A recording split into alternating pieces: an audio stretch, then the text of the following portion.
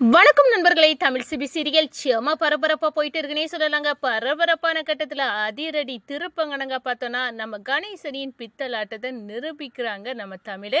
Video ஃபுட்டேஜா குறிஞ்சிநாதனுக்கும் கணேசனோட தொடர்பையும் ஜனகமாட்ட காட்டி கணேசனுக்கு ஆப்பு வைக்கிறாங்க. ஒரு கட்டத்துல பார்த்தோன்னா நம்ம கணேசனும் நம்ம தமிழ் துரோகி ஜனகா, நீ என்ன மட்டும்தான் தப்பா நினைச்சிட்டு இருக்க. இந்த தமிழ் யாரு தெரியுமா? உண்மையிலே ஜெயாராணியோட ரத்தம், அதான் ஜெயாவோட மூத்த பொண்ணு தான் தமிழ் அப்படின்னு ஒரு வெடிகுண்டை தூக்கி நம்ம கணேசனை ஜனகா தலையில இறக்குறாங்க. அப்படியே அரண்டு போய் நிற்கிறாங்க நம்ம ஜனகா. அதை பற்றி தான் இந்த வீடியோக்குள்ள பார்க்க போகிறோம். அதுக்கு முன்னாடி சேனலுக்கு லைக் அண்ட் சப்ஸ்கிரைப் பண்ணுங்க ஃப்ரெண்ட்ஸ். பக்கத்தில் இருக்க பெல் ஐக்கானையும் கிளிக் பண்ணுங்க. அப்போ தான் நான் போட்டுற ஒவ்வொரு வீடியோவும் நோட்டிஃபிகேஷனாக உங்களுக்கு கிடைக்கும். வாங்க ஃப்ரெண்ட்ஸ் வீடியோக்குள்ளே போகலாம். ஃபர்ஸ்ட் எடுத்த உடனே பார்த்தோன்னா ஒரு செம அதிரடியான பரபரப்பு கட்டம்னு சொல்லலாங்க. பரபரப்பான கட்டத்தில் நம்ம பார்க்க நேரம் தான் நம்ம கணேசன் சவால் விடுறாங்கங்க நம்ம தமிழ்கிட்ட. இந்த பாரு, நீ வசமாக சிக்கிட்ட, இப்போ தப்பே முடியாது. நீ தமிழரசி செல்வரத்னம் அப்படின்னு எனக்கு நல்லாவே தெரியும். அந்த செல்வரத்னத்தோட மூத்த பொண்ணு நீ தான். இது தெரிஞ்சா அந்த ஜனகா அவளே கழுத்தை குத்தி உன்னை வெளியே தள்ளிடுவா. போதுமா? இதுக்கு மேலே நீ சிபி வாழ்க்கையில் வர முடியாது. சிபிக்கும் வெண்பாவுக்கும் கல்யாணத்தை நடத்தி வைக்க வேண்டியது என்னோட பொறுப்பு. அவங்க ரெண்டு பேர்த்துக்கும் கல்யாணத்தை நடத்த போகிறேன். ஒன்றை வெளியே தள்ள போகிறேன். உனக்கும் இந்த குடும்பத்துக்கும் எந்த உரமும் இல்லைன்னு அறுத்தறிய போகிறேன். சிபியே உன்னை வெறுத்து ஒதுக்க வைக்க போகிறேன். இப்படி நீ எல்லாம் சவால் விடுறாங்க நம்ம கணேசன் தமிழ்கிட்ட. என்ன சித்தப்பு, உங்களுக்கு மட்டும் தான் இவ்வளோ பெரிய சவால் விட தெரியுமா? எனக்கு தெரியாதா என்ன? எனக்கு உங்களோட பித்தலாட்டம் எல்லாம் தெரியும். நீங்கள் நல்லவர்னு சொல்ல அளவுக்கு ரொம்ப நல்லவர் கிடையாது. நீங்கள் மகா மோசமானவர். ஜனங்கம்மா சாகணும், அதுக்கு என்னென்ன செய்திகளோ எல்லாத்தையும் வீடியோ ஃபுட்டேஜாக குறிஞ்சிநாதன்கிட்ட நீங்கள் பேசின டீல் எல்லாமே இருக்குது, அதை நான் காட்டுவேன் அப்படின்னு சொன்ன உடனே அப்படியே அரண்டு போய் வாயடைச்சி போய் நிற்கிறாங்க இந்த கணேசன். என்ன பண்ண, இந்த தமிழ் இப்படி சொல்லலை, சரி நீ ஒன்ட்ட இருக்க வீடியோ ஃபுட்டேஜை காட்டு அப்படின்னு சொன்னோன்னே நம்ம தமிழ் மொபைலில் நோண்டி ஒன்று எடுத்து காட்டுறாங்க. அதில் ஆஃப் பண்ணுறாங்கங்க நம்ம கணேசன். ஆமாங்க, அவங்க காட்டின வீடியோ ஃபுட்டேஜில் குறிஞ்சிநாதன் சொல்கிறாங்க, என்னென்னமோ பண்ணி கணேசா நீனும் அந்த ஜனகாவை கொன்னுறணும் அப்படின்னு நினச்சேன், ஆனால் கொல்ல முடியலை. அவள் எப்படியாவது நம்ம போட திட்டத்தில் இருந்தெல்லாம் தப்பிரா. இப்போ கூட நீ கொல்லணும் நீ போட்ட பிளான்ல இருந்து ஹாஸ்பிட்டலில் போய் கியூர் ஆகி வந்துட்டா.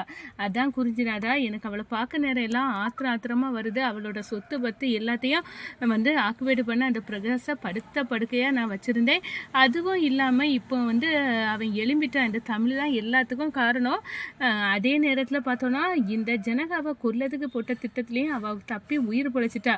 இப்போவும் நவுண்டுட்டா. அவளை என் கையை வச்சு நிறுத்தி அந்த ஜனகாவை கொல்லணும் அப்படின்னு அழகா குறிஞ்சிநாதன்கிட்ட விட்ட ரீலு எல்லாத்தையும் வீடியோ ஃபுட்டேஜாக எடுத்து வச்சு நம்ம கணேசனை ஆட்டுன்னு ஆட்ட ஆரம்பிச்சுட்டாங்க நம்ம தமிழ். இந்த சைடு பார்த்தோன்னா நம்ம கணேசனுக்கு எல்லாம் புரிஞ்சு போச்சு. இந்த தமிழ் நம்மளை பற்றியும் எல்லாம் தெரிஞ்சு தான் வச்சுருக்கான். இப்போ எனக்கு நான் இவளை பற்றி போட்டு கொடுப்பேன் ஜனகாட்ட அப்படின்னு சொன்னால் அவள் என்னை பற்றி போட்டு கொடுப்பேன் அப்படின்னு சொல்லுறா. இப்போ என்னடா பண்ண அப்படின்னு மண்டையை பிச்சுக்கிட்டு நம்ம கணேசன் யோசிக்கிறாங்க. அந்த நேரத்தில் தான் பார்த்தோன்னா சித்தப்பா ரொம்ப யோசிக்காத, நீ என்ன போட்டு கொடுத்தா நான் உன்னை போட்டு கொடுப்பேன் அப்படின்னு அப்படியே ரிவேஸ் கிரியரை போட்டு தள்ளுறாங்க. ஒரு கட்டத்தில் பிரகாஷுக்கு இந்த வீடியோவை காட்டுறாங்க.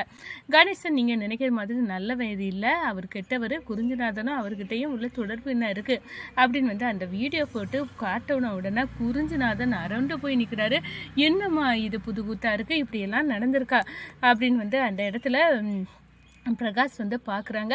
ஒரு கட்டத்தில் பார்த்தோன்னா பிரகாஷ் நம்ம கணேசனை எங்கள் அம்மாவை கொல்லணும்னு நினைக்கிற அளவுக்கு உந்த வீட்டுக்கு இருந்தவங்க பண்ணுற, இந்த வீட்டோட உப்பை தின்னுக்கிட்டே உனக்கு எங்கள் அம்மாவை கொல்லணும் அப்படின்னு நினச்சிக்கிறேன். நான் இந்த அளவுக்கு ஆனேன்னா நான் என் நிலைமை 20 வருஷமாக எனக்கு நடந்தது ஒன்றும் தெரியலை. அந்த அளவுக்கு படுக்கையாக போனதுக்கு நீ தான் காரணம்னு எனக்கு நல்லா தெரியும். ஆனாலும் உன்னை நான் விட்டுட்டு இருக்கேன், உன்னை விட மாட்டேன்டா அப்படின்னு பிரகாஷ் கோபத்தில் கொந்தளிச்சு நம்ம கணேசனை அடிக்கிறாங்க. நம்ம கணேசன் என்ன இந்த தமிழ் இந்த சைடு ஒரு சீலை தூக்கி வச்சா, இவன் இந்த பிரகாஷ் இதுக்காக இவ்வளோ நாளும் நான் இவனுக்கு காட்டு நீ காட்டிட்டு இருந்தேன், ஆனால் இவன் இப்போ எளிமை நடமாடின போகிற என்ன இவங்க அடிக்கிறானே, என்ன மச்சான் என்ன எதுக்காக அடிக்கிறீங்க அப்படின்னு நம்ம கணேசன் கேட்குறாங்க. வாயை மூடுடா, நான் அடிக்க தான் செய்வேன் அப்படின்னு சொல்லிக்கிட்டு, இந்த பாரு தமிழ் விஷயத்தில் ஏதாவது பண்ணணும்னு நினச்சா ஒன்று சொதப்பிடுவேன் அப்படின்னு அந்த இடத்துல நம்ம கணேசன் பிரகாஷை எச்சரிக்கிறாங்க நம்ம பிரகாஷ். அதே நேரத்தில் பார்த்தோன்னா இந்த உண்மையெல்லாம் நம்ம எப்படி ஜனகாட்ட புரிய வைப்போம். ஜெயராணியோட மூத்த பொண்ணு தான் இந்த தமிழ். இவளுக்குள்ள ஓடுற ரத்தம் இந்த பிரகாஷை கொல்ல நினச்சி உங்களை அழிக்க நினச்ச அந்த ஓடுகாரியோட ரத்தம் அப்படின்னு நான் சொல்ல நினைக்கிறேன். ஆனால் சொல்ல முடியாத அளவுக்கு எனக்கு இந்த தமிழ் ஒரு ஸ்கெட்சு வச்சுருக்கா. இப்போ என்ன பண்ண, இந்த ரகசியத்தை எப்படி வெளியே கொண்டு வர, இவளுக்கு ஏதாவது ஒன்று பண்ணணும்.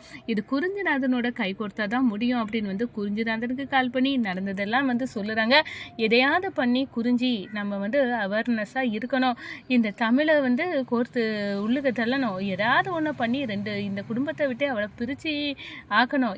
இந்த வீட்டில் சேதுவா கல்யாணம் வச்சு எல்லாத்தையும் பிடிச்சிடலான்னு பார்த்தேன். இந்த வர்ஷினியை கல்யாணம் பண்ணி வச்சு அதுவும் நடக்காத போல் இருக்குது. இப்போ பிரபுனி ஒருத்தன் இப்போ நம்மளை வர்ஷினிக்கும் சேதுக்கும் கல்யாணம் நடக்காத முடிய வர்ஷினியை காதல் வழியில் விழ வச்சுட்டான்.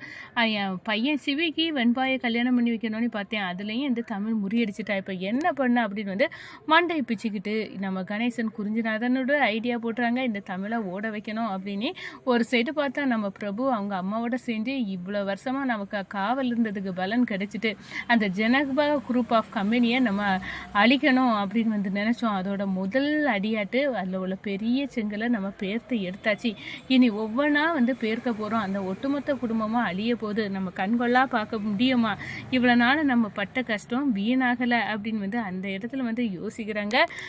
நம்ம பிரகாஷும் தமிழும் எப்படியாவது இந்த கணேசனையும் பித்தலாட்டத்தை தோல் உரிக்கணும்னு நினைக்கிற நேரம் இந்த பிரபு இந்த வீட்டுக்குள்ளே நான் அடி எடுத்து வச்சு இந்த ஜனகாவை அப்படியே உடச்சி தள்ள போகிறேன். ஜனகா கம்பெனியே இருக்கக்கூடாது அப்படின்னு அந்த இடத்துல நினைக்கிறாங்கங்க.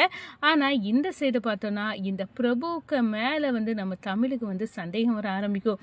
இந்த பிரபு செய்யறதெல்லாம் ஓரளவு நல்லவன ரூபத்தில் நம்மளை காட்டினாலும் இவனுக்கு பேக்ரவுண்டில் ஏதோ இருக்குமோ அப்படின்னு ஒரு சந்தேகம் எனக்குள்ளே எழுது. பிரபுவை பற்றி எண்ணம் நம்ம அலசி அரையணும். சும்மா வர்ஷினியை எடுத்தங்கவுத்தோனி இந்த பிரபுவுக்கு கொடுக்க முடியாது. அதே நேரத்தில் சேது பாவம், அவன் இந்த குடும்பத்துக்காகவே வாழ்ந்தவன். அவங்க அப்பா எப்படியும் இருந்துட்டு போட்டோம். ஆனால் இந்த சேது ஒவ்வொரு கணமும் இந்த குடும்பத்து நலனுக்காக எவ்வளவோ பாடுபட்டு கஷ்டப்பட்டவன். அவனுக்கு ஆசை நிறைவேறணும். அதுக்காக இவனை பார்க்கணும். இவன் நல்லவனா இருந்தால் பிரபுவே வர்ஷினியை கல்யாணம் பண்ணலாம். ஆனால் இப்போ வீட்டில் கல்யாண வேலைகள் நடக்குது. இதை நம்ம கண்டிப்பாக விசாரிக்கணும் அப்படின்னு பிரபுவை பற்றி அலசி ஆராய நேரம் தான் ஒரு குட்டு கிடைக்குது. பிரபு நல்லவனாக இருந்தாலும் அவனுக்கு ஏகப்பட்ட பழி ஜனகாமா மேலே ஒரு காலத்தில் பழி வாங்க உணர்ச்சியோடு இருந்த குடும்பத்தில் உள்ளவன். அவன் இப்போ இந்த வீட்டுக்கு நுழைஞ்சதும் பழி வாங்க தான் அப்படின்னு நம்ம தமிழ் புரிஞ்சுக்கிறாங்க. அதை ஜனகாமாட்ட சொல்லுறாங்க, இவங்களோட பையன் பார்த்துக்கிடுங்க அப்படின்னு சொல்ல நேரம் ஜனகா பிரபு அப்படிப்பட்டவனா அப்படின்னு என்னை ஏமாத்திருக்கான். இந்த கல்யாணம் நடக்காது, வர்ஷினிக்கும் சேதுக்கும் தான் நடக்கும் அப்படின்னு ஒரு குண்டை தூக்கி போட்டுறாங்கங்க. வணக்கம்.